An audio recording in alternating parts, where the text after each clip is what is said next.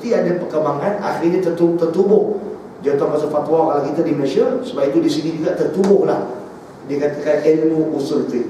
Baik, dalam nak memulakan usul fiqh, saya tahu ramai bertanya, ya Ustaz, Rasulullah meninggal, sahabat ambil alih. Tapi sahabat ambil alih, Nabi tak ajar pun keluarkan hukum macam mana. Macam mana sahabat pada pandai nak tubuh kerja atau kuasa syura pula? Macam mana dia boleh keluar hukum? Nabi ada ajar ke keluar hukum? Baik. Jawapan ni tuan-tuan dan puan, sebelum Nabi Muhammad SAW meninggal, saya dah cerita kes buat ketupat tadi. Kalau saya boleh rasa atuk saya nak meninggal, kena belajar buat ketupat dah, ada biasa. Sebenarnya bukan saya. Nabi Muhammad SAW dah rasa dah dia nak meninggal. Sebab itu ketika Islam berkembang zaman Nabi, tahun 9 Hijrah, 10 Hijrah, Nabi arahkan para sahabat tawan Mekah, buka kota Mekah, berhala semua habis. Maka masa tu Nabi lebih berkembang, tawan sampai ke Yaman. Tapi Nabi problem, siapa nak jaga Yaman? Lepas dah tawan Yaman, siapa nak jaga Yaman? Nabi jaga Madinah. Nabi mesti dijaga sahabat-sahabat lain, Ali, Umar, Abu Bakar, Osman. Maka Ali memutuskan seorang sahabat yang hebat. Sahabat ini semua kenal di sini, namanya Muaz bin Jabal. Pernah dengar kan hadis ni dekat TV, baca baik. Dalam muka surat 9 ni sebut.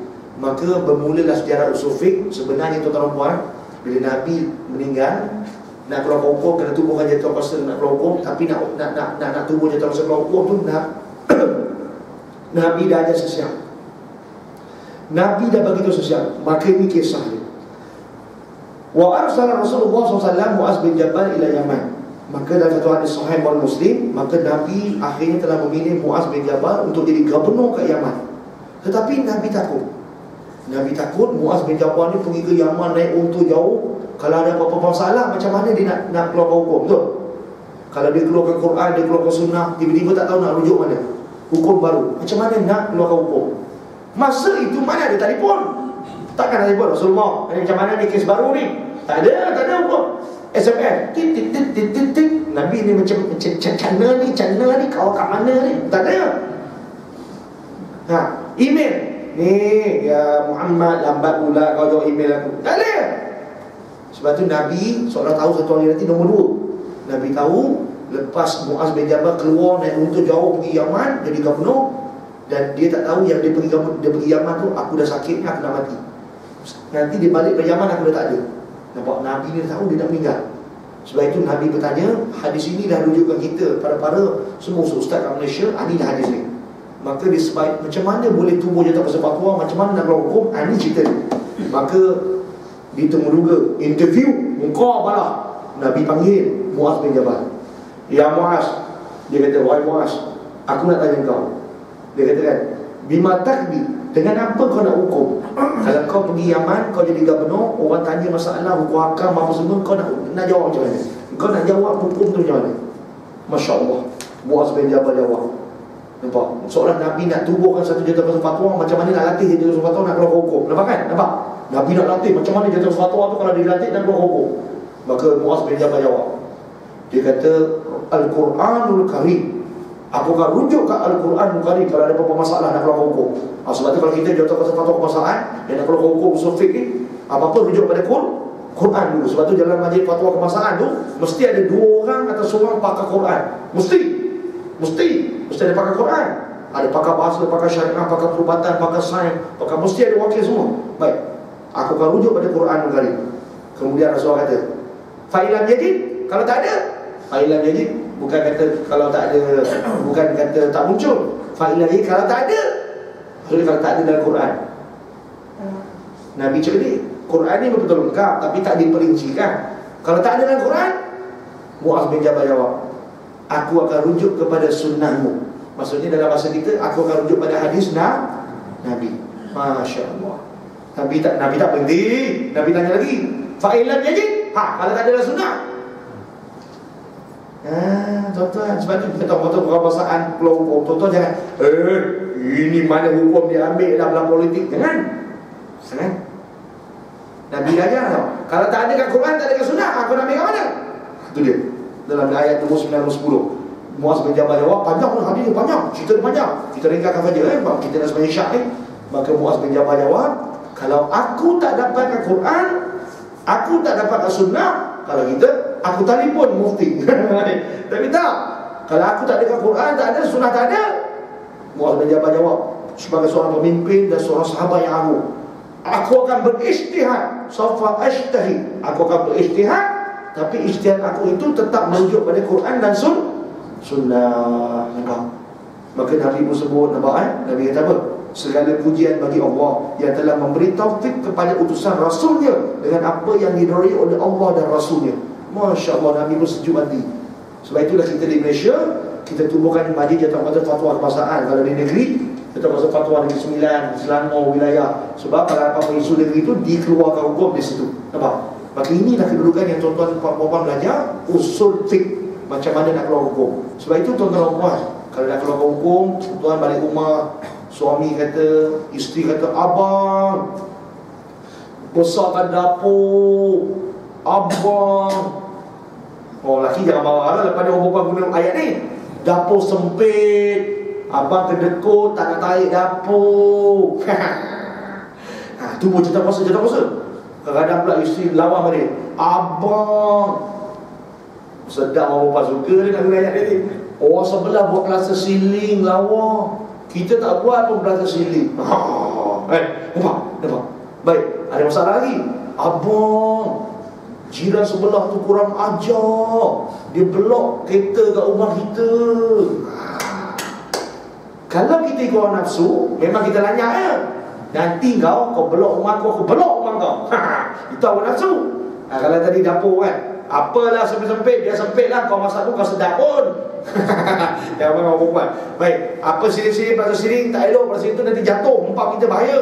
Dia nak tipu isteri dia. Bahaya tu pasal siling tu, dia gam-gam je. Baik, sebenarnya kalau kita ada jatuh puasa kat rumah, kita putuskan kan, jatuh puasa, kita boleh usul fiqh, tapi merujuk pada hadis Nabi. Apa sayang kata nak letak pasal siling, nak besarkan dapur. Baik, kita boleh putuskan usul fiqh. Abang memutuskan, kita bincang, apa keperluan sayang? Dapur nak besar senang, nak masak abang senang kan, contohnya kan. Nak keluarga datang ramai-ramai nak tolong masak senang. Baik, bincang kan dia kata, oh itu pandangan saya. Okey, abang terima. Dan mari kita bincang, perlu tak perlu, maka diputuskan. Abang rasa dapur ini tak dapat dibesarkan buat masa ni, sebab duit tak apa dah cukup, anak-anak nak belajar. Dalam hadis Nabi akan sebut, dalam Quran, dalam hadis Nabi dia sebutkan, inna mumazzirina kana ikhwanus syayatin. Maka Nabi kata, orang berapa pun muka sesungguhnya membazir itu kawan kepada syaitan. Abang rasa rumah kita dah cantik sayang, yang saya nak pergi letak pasal siling-siling buat apa? Saya tak pasal ke rumah kita ada siling dah. Baik, maka ini satu pembaziran. Maka diputuskan satu pembaziran. InsyaAllah sayang, nanti keluar dari SP pencen nanti kita buat. Sekarang belum sampai masa. Tidak, dia merujuk macam jatuh puasa, tapi merujuk pada Quran dan hadis. Itu maksudnya kita memudayakan usul fiqh. Tajuk dia kalau buat ceramah sedap ni, memudayakan usul fiqh dalam kehidupan kita seharian ataupun dalam rumah tangga. Memang sedap. Tapi orang lelaki kena pandai ambil ayat ni. Pandai kamu pukul juga. Orang perempuan kata, tak, aku dah tahu dah. Tapi berapa orang kita tengok, berapa orang je serumah yang Allah buka hati, dia datang tengok. Jangan takut, ramai tak datang. Dia tak tahu. Baik, maka Ustaz dah tutup lah juga ya, kalau kita dah bagi syak ni. Maka itulah sejarah usul fiqh. Sebab itu saya memohon kepada tuan-tuan dan puan yang dirahmati Allah, Allah sayang datang tuan-tuan ni berkat tau. Tuan-tuan ni kena bersyukur banyak. Saya bagi tahu, kena ucap tahniah. Bukan pada diri tuan-tuan dan puan yang datang ni bagus dalam untuk ilmu, tapi pada jatuh puasa, imam semua. Sebab tuan-tuan dan puan dapat yang datang kuliah kat sini, Ustaz tengok nama-nama dia. Bukan senang nak datang. Bukan semua hati penceramah nak pergi masjid dari surau, nak ceramah kat tempat tu, tak ada. Tuan-tuan kalau tengok whiteboard tu, saya kenal semua kenal. Jangan main-main yang datang ke surau ni. Sebab itu tuan-tuan dan puan, Allah pilih. Maknanya Allah pilih kita penduduk di sini.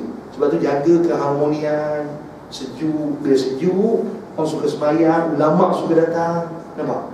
Ulama suka datang. Bila datang, sejuk, dirahmati Allah. Tak ada bencana, tak ada malapetaka datang. Jaga molek-molek, comel-comel. Itu penting. atau sejuk. Ada orang datang surau penceramah, rasa tak sedap masuk surau sejuk, rasa tak selesa masuk masjid atau surau tu. Ada sebab. Baik, sebab itu Ustaz kata jangan gaduh kan. Semua usul fiqh, semuanya usul fiqh. Ustaz beritahu sebab dia ada hukum hakam dia. Baik, maka Ustaz tutup dengan kata-kata yang lebih seronok lagi. Ustaz katakan tadi, maka inilah dikatakan sejarah usul fiqh yang tak boleh, yang dikatakan tuan-tuan dan puan mengatakan bid'ah, teruk, khurafat. Baik, maka Ustaz datangkan contoh-contoh usul fiqh ketika perkembangan Nabi Muhammad sallallahu alaihi wasallam. Ramai nak dengar. Baik, maka contoh-contoh usul fiqh yang tadi saya kata memang datang pada zaman Nabi, dalam diri Nabi. Maka Ustaz buktikan ada usul fiqh dalam diri Nabi, sejarah Nabi. Sebab tu Nabi bila nak wafat, siap dia ajar lagi apa itu usul fiqh nak keluarkan hukum sebelum dia wafat, supaya lepas dia meninggal ada jatuh kuasa fatwa ataupun jatuh kuasa mengeluarkan hukum dan tahu cara nak keluarkan hukum. Baik, Ustaz datangkan satu contoh yang eksklusif. Baik, dekat sini tuan-tuan dan puan mesti marah. Saya minta maaf banyak. Saya minta maaf banyak, saya sebut. Dalam kehidupan kita, dalam masyarakat, saya bukan sebut sebagai academician dia, tapi sebagai penasihat syariah.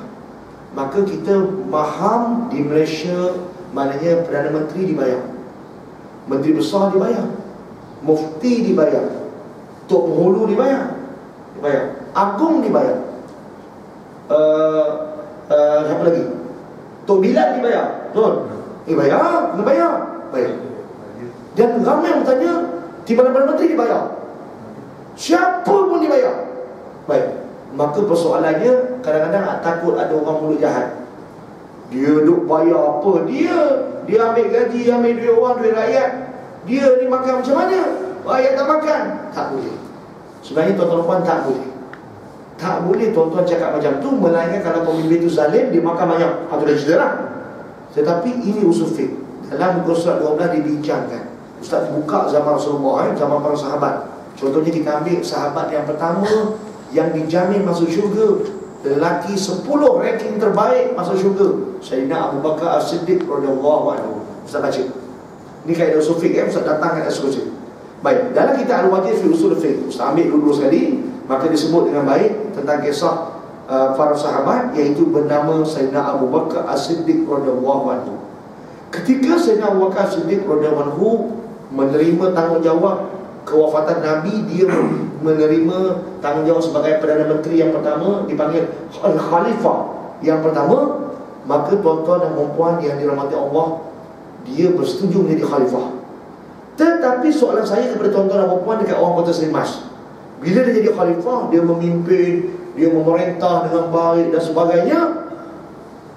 Tengok muka saya, nak makan macam mana? Nak makan macam mana? Nak makan macam mana? Ini timbul usul fiqh yang pertama zaman Nabi, dari zaman sahabat. Nak makan macam mana? Maka tuan-tuan dan puan tetamu Allah, Khalifah Sayyidina Abu Bakar Siddiq radhiyallahu anhu telah mengeluarkan dan telah menunjukkan satu kaedah usul fiqh yang berlaku kali pertama lepas Rasulullah wafat. Rupanya bila Sayyidina Abu Bakar Siddiq radhiyallahu anhu, dia memerintah, dia apa? Duit pun habis, duit poket habis, duit sebadan kan. Jadi nak makan apa, dia kena turunkan hidup. Maka Sayyidina Abu Bakar Siddiq radhiyallahu anhu dalam keadaan jadi pemerintah, dia mula berniaga balik. Kenapa dia berniaga? Sebab nak makan. Maka dalam bila dia berniaga, saya nak tanya tuan-tuan dan puan, kalau Tok Imam, jadi Tok Imam betul berniaga, kata Tok Imam ni sepenuh masa lah, Perdana Menteri, Menteri Besar berniaga. Kalau dia berniaga, bila masa dia nak merintah negara tu? Kalau dia berniaga, dia jual nasi lemak pagi sampai tengah hari, petang dia jual kopok lekor. Bila masa dia nak jaga negeri? Betul. Maka ini yang dibincangkan oleh para sahabat yang lain. Ya Abu Bakar, kalau kau nak berniaga, kau nak sara hidup kau, bila masa kau nak merintah, kau jadi khalifah. Maka ketika itulah tuan-tuan dan puan, kaedah usul fiqh yang pertama tercipta. Sebab itu nanti kalau kita belajar, ada kaedah usul fiqh namanya apa? Iaitu kaedah itu namanya Al-Am wal Khas. Al-Am wal Khas. Tentang apa pula tu? Zaman baru belum belajar lagi. Al-Am wal Khas, di antara perkara umum dan perkara khusus, mestilah diutamakan perkara khusus. Apa dia tu? Lalu para sahabat, antaranya Sayyidina Umar Al-Khattab radhiyallahu anhu, dan juga yang dikatakan orang yang cerdik pandai zaman Nabi dipanggil Ali bin Abi Thalib. Pernah dengar kan? Nabi sebut, kalau aku, hadis sahih orang Muslim, kalau aku gendut ilmu, maka Sayyidina Ali itu adalah kunci kepada ilmu. Maka disebut dengan baik.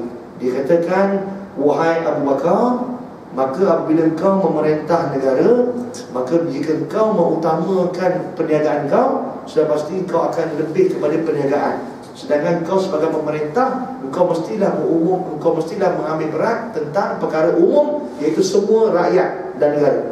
Maka kau kena utamakan yang umum, al-am, daripada yang khas. Daripada khas ni yang khusus, daripada perniagaan kau. Maka sebab itu, bainal am wal khas, di antara umum dan khusus ataupun benda peribadi, engkau kena utamakan benda yang umum, sebab engkau pemerintah. Sebab itu sebagai pemerintah, engkau berhak mendapat duit daripada pemerintahan kau, iaitu duit pembendaraan negara. Zaman itu dipanggil perbendaraan negara, sebagai fungsi ataupun sebagai sara hidup kau. Nampak? Sebab itu tuan-tuan dan puan, tuan-tuan dan puan, berhak Tok Imam, Menteri Besar, Perdana Menteri dapat duit gaji daripada sumber negara. Sebab dia nak jaga pagi, petang, siang, malam. Kalau dia berjaga karipang petang-petang, pagi sibuk nak buat tepung kan, nak buat isi ni lagi. Bila masa dia nak perintah negara? Ini kaedah yang pertama. Ustaz nak bagi tahu tuan-tuan dan puan, Rasulullah wafat, rupanya usul fiqh tu terus wujud. Itu cerita yang pertama. Cerita yang kedua, boleh kita tutup. Baik, yang ni tuan-tuan dan puan tengok, bertembung pula ayat Quran dengan ayat Quran. Nanti tuan-tuan dan puan, kita akan belajar tajuk bukan saja al-am wal khas, kita akan belajar tajuk yang baik juga, iaitu tajuknya Nasah wal Mansukh. Pernah dengar? Nasah wal Mansukh. Nasah, Mansukh. Pernah dengar? Nasah wal Mansukh. Nasah wal Mansukh ni kaedah usul fiqh, iaitu Nasah wal Mansukh. Nasah ni kita buang benda tu, Mansukh kita guna pakai benda yang baru. Mansukh ni dibuang, Nasah kita pakai yang baru. Apa dia? Baik, contohnya begini. Tadi Ustaz dah terang tadi dalam bab ziarah kubur. Memang ada dua hadis Nabi, tuan-tuan baliklah Google lah. Memang ada dua hadis Nabi. Yang pertama, Nabi melarang orang perempuan pergi ke kubur. Sebab zaman tu Nabi tak bagi, sebab orang perempuan ni suka menangis, meraung. Ngau lah. Nangis. Baik. Tetapi keluar hadis Nabi yang kedua, Nabi kata ziarah lah. Baik. Jadi mana satu nak pegang? Sebenarnya tak payah debat. Ada orang kata, apalah ayat Quran. Dia ni hadis, kita pegang hadis. Apalah hadis, dia cakap macam ni mak, dia cakap macam ni mak, yang mau ni, yang ni, mana mau pegang mak. Betul. Kalau kita orang Melayu, kau ni kejap-kejap kata boleh, kau ni kejap-kejap kata tak boleh. Macam orang lelaki, orang perempuan jangan marah. Apalah awak ni sayang, awak kata saya boleh kahwin dua, ni kata tak boleh pula. Semalam kata boleh, abang nak kahwin lah. Hari ni kalau kahwin, langkah mana saya dulu pula dah. Apalah awak ni. Kalau kita kan nampak kan, apalah. Dalam Islam, dalam usul fiqh tak ada. Sebenarnya Nabi tak bincang kita. Kita ni manusia memang tak dapat lari. Innal insan la yahnu an khata wa nisyan, tak dapat lari pada lupa. Tapi dah, Nabi bukan macam tu, macam kita ni. Nabi kata mula-mula tak boleh ziarah kubur orang perempuan. Nombor dua boleh. Sebenarnya tak ada perdebatan. Yang pandai-pandai cakap, you punya Nabi mah cakap pun sama macam you mah, kejap boleh pergi kubur, kejap tak boleh pergi kubur. Tak boleh. Sebenarnya dalam kaedah syariah, kita yang bodoh. Kita yang tak belajar usul fiqh. Dalam kaedah syariah tak ada dalam usul fiqh, tak ada perbahasan Nabi cakap dua, tak ada perbahasan hadis bertemu dengan hadis. Tak ada. Dalam kaedah syariah sebenarnya dia ada kaedah Nasah wal Mansukh. Sebenarnya Nabi dah mansukhkan. Nabi dah buang dah hadis yang pertama, Nasah. Nabi pakai hadis yang kedua, iaitu ziarah kubur. Sebab itu hadis yang pertama tu sebenarnya dah tak diguna pakai lah. Tapi yang sekarang ni kadang orang baca, orang tu dia tak baca usul fiqh, dia pergi rujuk dulu pandangan-pandangan yang lama. Sebenarnya lama tu dah tak diguna pakai. Macam kita nak pergi mana? Nak pergi highway, nak pergi Kelantan, nak pergi Terengganu. Ada highway lama dah tak guna pakai, dia tutup, betul kan? Dia guna highway baru. Kita pakai highway baru. Yang highway lama tu tak payah cakap, dah tutup dah. Nampak? Itu kaedah Nasah wal Mansukh. Nanti kita belajar. Dia ambil Nasah benda baru, Mansukh dia buang benda lama, tak mau dah. Sebab itu tak ada perbahasan. Contoh Ustaz baca di dalam kitab ni, sebab ramai bawa kitab belakang, kita baca. Contohnya ada ayat Quran, ramai yang debat. Dia kata Allah cakap pun sama, Allah pun cakap dua-dua tak semua bikin. Jangan, dosa besar. Firman Allah, surah At-Talaq ayat 4. Ustaz baca, kita dengar. Auzubillahi minasyaitanir rajim. Wa ulatul ahmali adlahunna ayyada'na hamlahunna. Allah kata, dan perempuan-perempuan yang mengandung. Tak apa, kita dengar cerita mengandung ni. Cerita orang cerai, Dan perempuan-perempuan yang mengandung, tempoh eddahnya ialah hingga mereka melahirkan anak-anak yang dikandung. Ini kes orang bercerai. Bila orang perempuan bercerai, dia bercerai, ada orang kata aku nak mak janda tu. Bila bercerai dari janda tu, dari janda, aku nak mak janda tu. Dalam Islam tak boleh. Dia kena ada eddah dia. Sebab takut perempuan tu nanti dia mengandungkan anak suami tu ke anak siapa nak laku kan. Sebab tu tunggu dulu. Tapi ayat yang pertama Allah sebut eddah orang perempuan bercerai ni macam mana? Kalau dia mengandung macam mana? Maka ayat pertama memang Allah sebut eddah dia senang. Dia lahir je anak, lepas tu kau kahwin lah. Sebab anak yang lahir tu memang confirm anak orang yang lama, kau kahwin lah. Tetapi tiba-tiba terkejut, ada surah Al-Baqarah ayat 2, 3, 4, lahir pula ayat Quran yang kedua. Disebut auzubillahi minasyaitonir rajim, panjanglah saya baca lagi ya. Wallazina yutawaffawna minkum, ada wa yazaruna azwaja tadarabbasna bi anfusihinna arba'ata ashhurin wa 'ashra. Ini selalu orang bacalah. Yang ni lain pula Allah berfirman, dan orang-orang yang meninggal dunia di antara kamu sedang mereka meninggalkan isteri-isteri. Perempuan tu ada isteri, suami tu ada isteri, suami dia meninggal, isteri hidup. Hendaklah isteri-isteri itu menahan diri ataupun bereddah selama mana 4 bulan 10 hari. 4 bulan 10 hari. Dah debat pula. You punya Tuhan cakap 2 macam you punya Nabi juga. Tak boleh. You punya Tuhan cakap kejap macam ni, kejap macam ni, kejap macam ni, kejap macam ni. Tak boleh buat main. Saya yang ceramah ni takut tempat imam ni. Ya, Allah tak sebut itu. Allah disebut yang pertama pada awal peringkat Islam yang pertama. Peringkat yang kedua Islam kuat dah. Maka sebab itu tuan-tuan disebut dan puan-puan, orang tu kena eddah perempuannya 4 bulan 10 hari. Bila nak pegang yang mana? Nak eddah orang tu lahir anak tu pun dah terlepas ke ataupun 4 bulan 10 hari? Yang ini tak ada kata Allah pun cakap 2 tak semua fikir. Tak boleh. Dalam usul fiqh dia dah buang dah yang pertama. Nasah wal mansuh. Mansuh, Allah memansuhkan ayat yang pertama. Dalam usul fiqh kata dibuang, iaitu